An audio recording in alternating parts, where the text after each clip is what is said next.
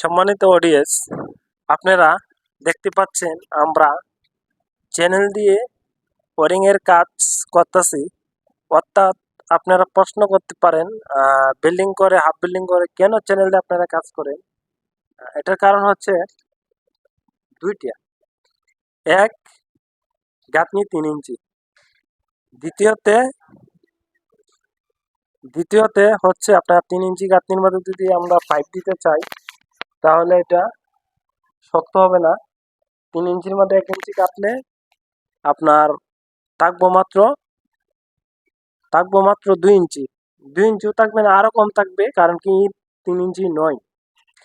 তাই আমরা চ্যানেল দিয়ে দেখতে পাচ্ছেন পুরাটা আমরা কাজ করব, পুরো ঘর ওয়ারিং করব। আমরা ওয়ারিং এর জন্য জুগাল এনেছি, দেখতে পাচ্ছেন এখানে জুগাল আছে।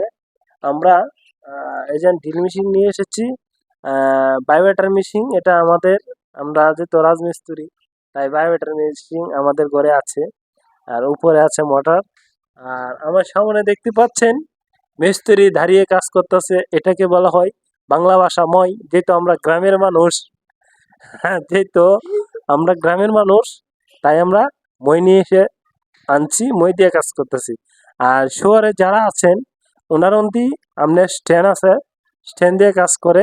আমরা স্ট্যান্ড দিয়ে কাজ করি না, তাই আমরা মই দিয়ে কাজ করি। আর সিয়ার দিয়ে, যেহেতু গ্রাম এটা অস্বাভাবিকের কোনো কিছু না, সবকিছু স্বাভাবিক। তো আপনারা বলবেন কাজটা কেমন হয়েছে। আমরা অনেক ভালো মানের সুইচ